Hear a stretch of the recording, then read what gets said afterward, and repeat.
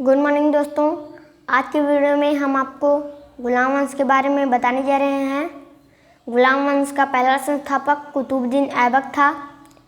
कुतुबुद्दीन ऐबक ने अपने गुरु बख्तियार काकी के याद में कुतुब मीनार बनाया था। जो है ना कुतुब मीनार, उसी ने बनवाया था।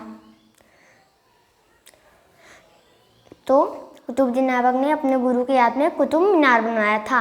और कुतुबुद्दीन ऐबक के गुरु जो थे वो बख्तियार काकी थे।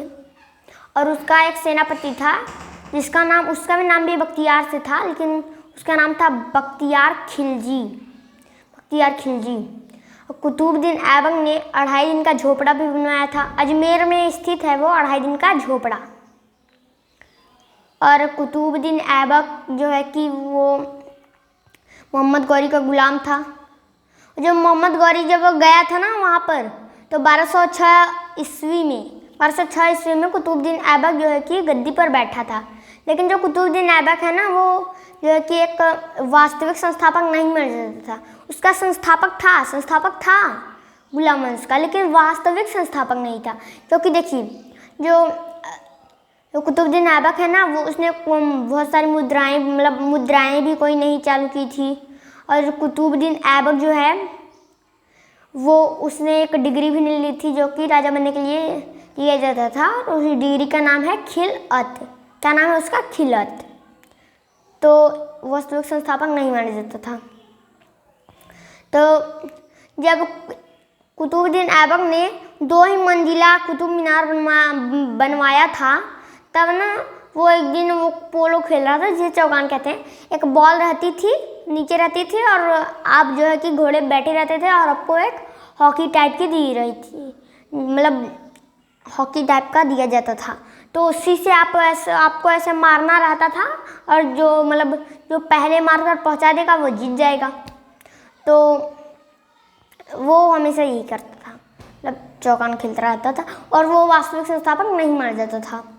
तो जब वो चौगान एक बार खेल रहा था, जब कुतुब मीनार 2 ही मंजिला बन रही थी, तब ना वो यह खेल रहा था, और घोड़े से गिर गया वो।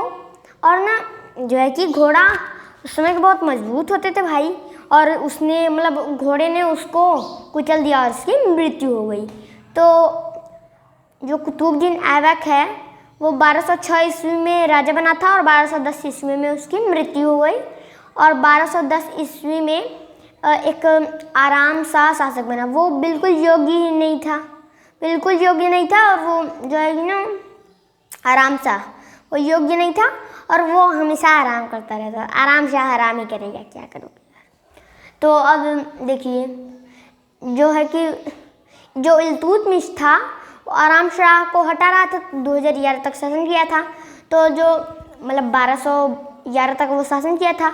तो फिर जो इल्तुतमिश है ना, वो 1212 ईस्वी में राजा बना था, लेकिन हटाते 1 साल लग गया था। तो लेकिन आप लोग जो है कि इल्तुतमिश को 1211 ईस्वी में भी कह सकते हैं, ठीक है। तो अब देखिए जब इल्तुतमिश राजा बना, तो फिर उसके समय पे ना एक युद्ध हुआ तराइन के मैदान में। तराइन का तृतीय युद्ध 1215 ईस्वी में यालदोज के संग हुआ, और इल्तुतमिश था, यालदोज था। तो अब यालदोज कौन है देखिए मैं बताता हूँ। जो मोहम्मद गौरी है ना, उसके 3 गुलाम थे। पहला था कुतुबुद्दीन ऐबक था, दूसरा यालदोज था, तीसरा कुबाजा था। तो 3 उसके गुलाम थे, ठीक है। तो जब कुतुबुद्दीन ऐबक मरा, यालदोज कह रहा कि तुम कौन होते हो राजा बनने वाले? राजा तो हम बनने चाहिए उसके बाद।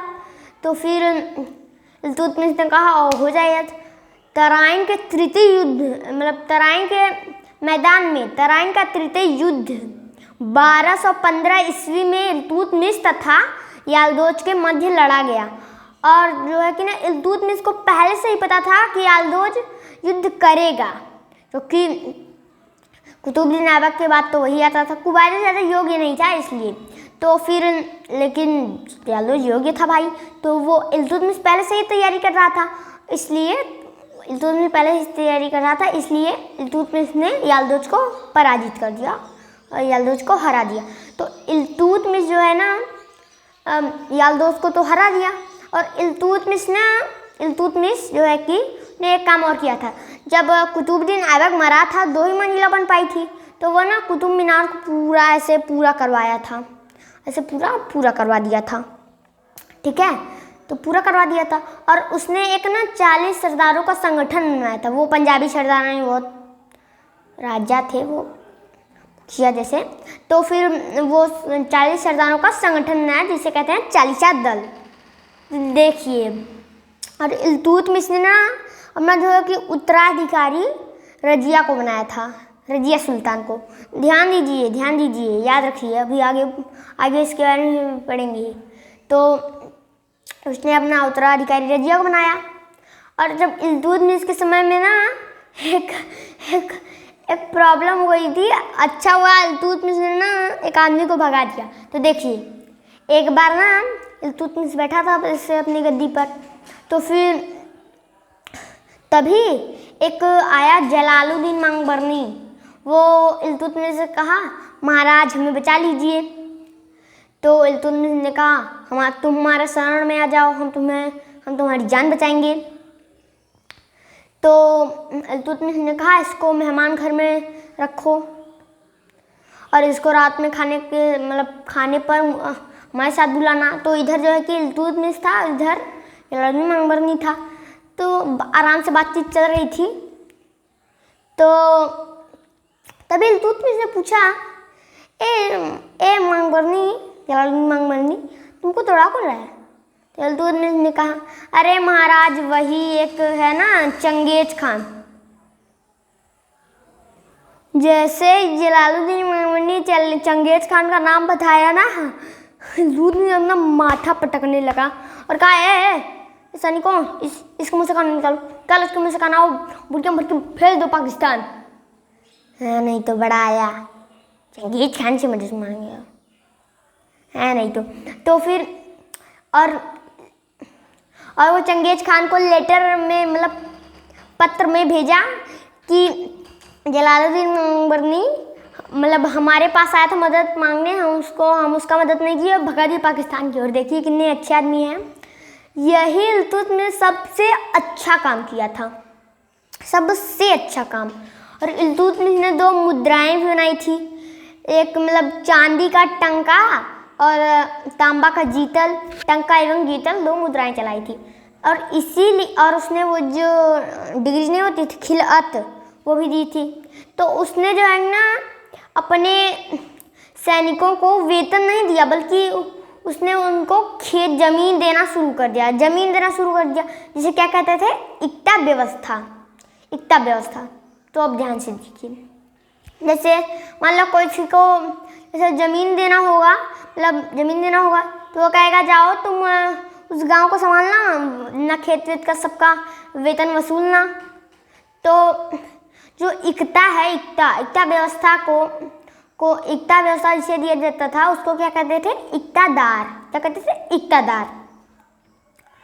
तो अब देखिए, तो इल्तुतमिश एक ना योग्य शासक था। इल्तुतमिश योग्य भी था और वास्तविक भी था। इल्तुतमिश वास्तविक संस्थापक था और योग्य शासक भी था। तो फिर जब इल्तुतमिश मरा ना, तब वो जो 40 सरदार थे ना, वो रजिया को ना राजा नहीं बनाए, रजिया को रानी नहीं बनाए, क्योंकि उसके बेटे रुकनुद्दीन को बना दिए। इल्तुतमिश की बात तो मानी नहीं। तो अब देखिए, जब रुकनुद्दीन राजा बना, तो फिर बात ये थी ना, जो 40 सरदार थे ना, वो भी रजिया को पसंद नहीं करते थे कि एक रानी जो है कि एक महिला हमारी जो है कि शासिका बनेगी, हमारी रानी बनेगी, ऐसा नहीं होगा। तो फिर अब देखिए, तभी रजिया जो है कि बहुत होशियार थी। तो उसने क्या किया, मस्जिद के सामने लाल वस्त्र पहनकर गई और बताई, ये देखिए जो है कि इल्तुतमिश ने मुझे अपना उत्तराधिकारी बनाया था, लेकिन वो 40 सरदार जो है कि रुकनुद्दीन को राजा बना दिए। जनता हो गई रजिया के साथ, अगली शासिका बन गई रजिया। तो देखिए, रजिया अगली शासिका बन गई। और उसके बाद जो है कि रजिया है ना, वो योग्य भी शासक थी। और जो रजिया है, वो प्रथम प्रथम मुस्लिम महिला शासिका थी? प्रथम मुस्लिम महिला शासिका, पहली मुस्लिम महिला शासिका थी, कौन थी? रजिया। रजिया प्रथम मुस्लिम महिला शासिका थी। तो फिर रजिया के बारे में और बलबन के बारे में, इन दोनों शासकों के बारे में हम आपको अगली वीडियो में बताएंगे। धन्यवाद। अगर आपको ये वीडियो अच्छी लगे तो लाइक एंड सब्सक्राइब जरूर कीजिए। और अब एक मिनट, अब आपसे मैं कुछ क्वेश्चंस पूछूंगा। तो मेरा पहला क्वेश्चन है कि जो मोहम्मद गौरी था, मोहम्मद गौरी के कितने गुलाम थे? 3 गुलाम थे। तो पहला था कुतुबुद्दीन ऐबक, बाकी 2 गुलामों का नाम बताइए। इसको इस जो है कि क्वेश्चन को आप कमेंट सेक्शन में ज़रूर बताना। मेरा दूसरा प्रश्न है वो है कि कुतुब मीनार को किसने बनवाया था? कुतुब मीनार को किसने बनवाया था ये बताइए। और ये भी बताइए कुतुब मीनार को पूरा किसने करवाया था? ये सवाल बताइए। और मेरा तीसरा प्रश्न ये है कि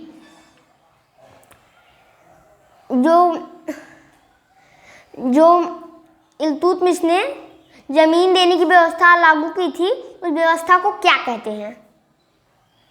तो मेरा अगला प्रश्न ये है। और इन तीनों प्रश्नों का जवाब आप कमेंट सेक्शन में जरूर देना। धन्यवाद। वीडियो पसंद आए लाइक एंड सब्सक्राइब